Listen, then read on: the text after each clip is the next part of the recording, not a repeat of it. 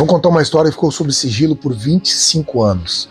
A história de uma operação militar na fronteira. Eu tive que fazer nessa operação uma extração de 2 soldados, um resgate de 2 soldados que estavam numa zona de muita periculosidade além da fronteira. Foi em junho de 2001.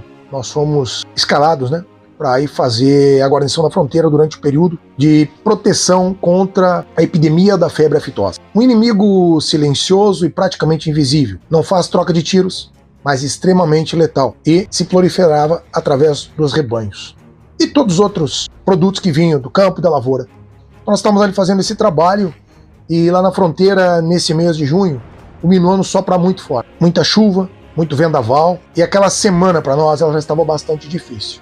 Portanto, quando se complementou a semana de missão, veio uma ordem para nós continuarmos por mais tempo. E cada vez que chegava no dia de ir embora, havia uma ordem para permanecer por mais dias.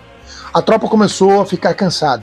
Os mais jovens longe de seus pais, e os mais velhos longe de suas esposas, seus filhos, muitos longe da faculdade, das suas escolas. O frio começa a cansar, a falta de dormir também, porque o vento muitas vezes levantava as barracas, molhava os colchões, molhava o uniforme de todo mundo. E ali nós continuávamos firmes na missão. Quando a moral caía, alguém vinha e levantava com uma inspiração, só que num dado momento, principalmente à noite, começaram os murmúrios.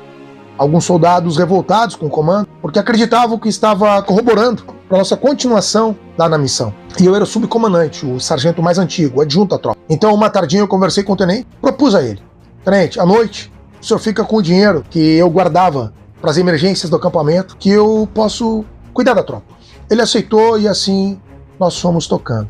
Mas numa madrugada, ao fazer a contagem de novo dos soldados nas barracas, eu percebi falta de 2. Os fuzis estavam ali, mas eles não estavam.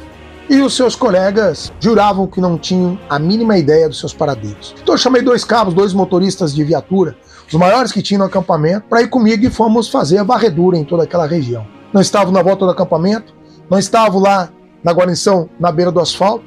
Então nós fomos subindo em direção ao mato de eucalipto e enxergamos lá no topo, bem na fronteira, uma casinha com a luz acesa e uma movimentação do outro lado da estrada, já no Uruguai. Eu olhei para os cabos, eles me seguiram e nós atravessamos a estrada. Chegamos lá, eu entrei com um deles e o outro, gigante, ficou parado, fechando a porta. Tinha algumas pessoas ali falando um portunhol, que é uma língua corriqueira na fronteira, português com espanhol, e atrás de uma mesa uma senhora servindo bebida para aquelas pessoas que eu acreditei ser a gerente da casa. Então eu olhei para ela e disse: eu vim buscar os meus soldados que estão aqui.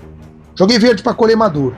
E pela forma que ela me respondeu, acuada, eu percebi que sim. Ela disse que não, mas eles estavam lá.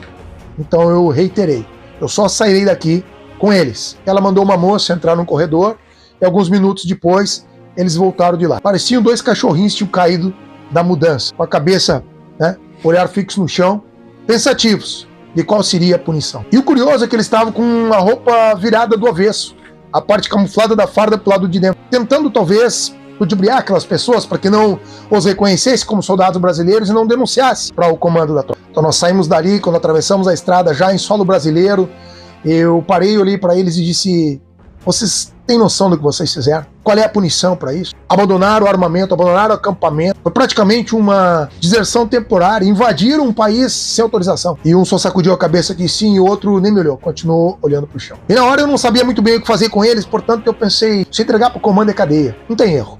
Acaba qualquer possibilidade. E eram excelentes militares. Tinha sido um tropeço, um momento em que aquele a mais no acampamento ali baixou a moral da tropa de verdade, e é quando começam as coisas a acontecerem.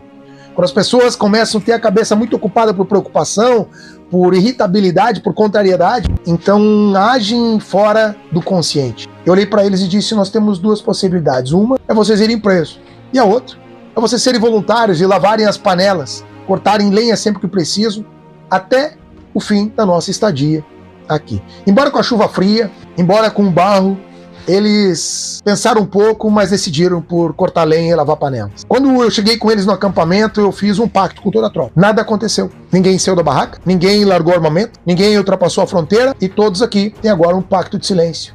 Isso não acontecerá novamente. Eu sempre tive uma grande liderança com a minha tropa. Eu sempre fui um militar muito comprometido. Então eles olharam para mim, e uma das maiores vergonhas deles era ter descumprido o trato comigo, não com o estatuto dos militares. Mas aquilo ali serviu para toda a tropa. De forma que os outros dias que nós ficamos lá, os murmúrios diminuíram e todo mundo cumpriu a missão descontente, mas fazendo de conta que havia uma certa satisfação. E eu trouxe isso para minha vida. Muitas vezes a gente tá dentro da família e um filho faz alguma coisa e na hora vem aquele pensamento do que os nossos pais fizeram, que seria uma punição. Mas hoje, com o esclarecimento que nós temos, nós podemos tomar uma segunda decisão. E na empresa é assim.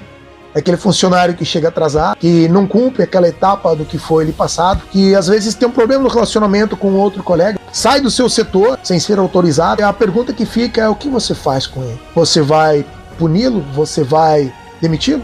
Ou você vai saber o que está acontecendo com a vida dele lá fora?